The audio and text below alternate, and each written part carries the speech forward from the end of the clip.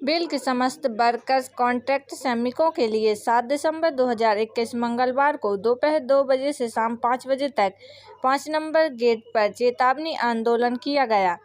बगैर किसी उचित कारण के श्रमिकों की अवैधानिक रूप से वेतन कटौती की जा रही है। इसके चलते श्रमिकों को अपने परिवार के भरण पोषण में समस्या आ रही है।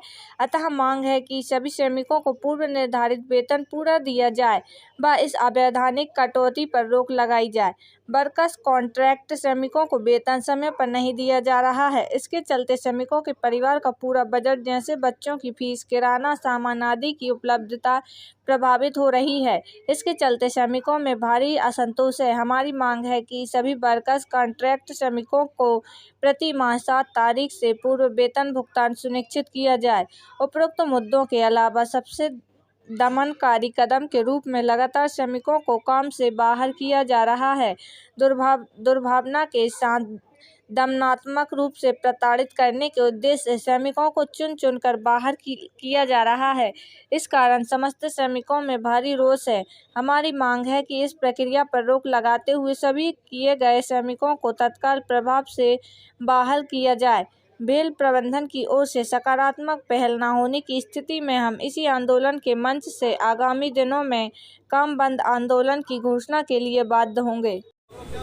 साहू जी, आप गोविंदपुरा सक्रिय समाज सेवी या कार्यकर्ता हैं। आज भरी धूप में आप मजदूरों के सामने धरने पर बैठे हैं, आगे क्या कदम रहेगा आपका?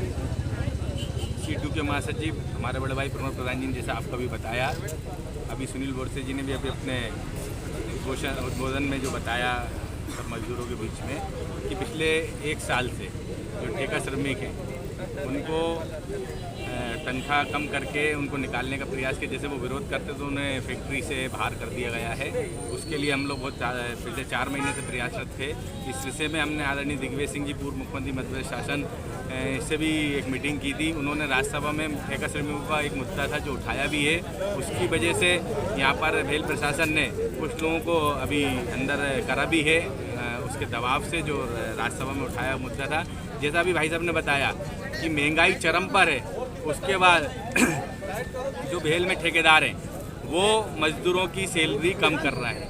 ये कहाँ का न्याय है? गरीब भूखा मर रहा है। नोटबंदी, कोरोना काल, GST, महंगाई इतनी ज़्यादा, इस देश की स्थिति खराब है, उसके बाद सैलरी कम, जबकि सैलरी बढ़ना चाहिए, सैलरी बढ़ाने की जगह कम कर रहे हैं। तो मेरा आज भेल प्रशासन से यही एक निवेदन भी है और एक आंदोलन के उससे हमने चेतावनी भी देना चाहते हैं कि अभी तो ये सिर्फ एक टेलर है, जैसा भाई साहब बताया। आने वाले दिनों में ये आंदोलन कभी मांगे नहीं मांगे तो उग्र किया जाएगा और फेयरवेल भी की जाएगी और नए साल का अभिनंदन भी किया जाएगा।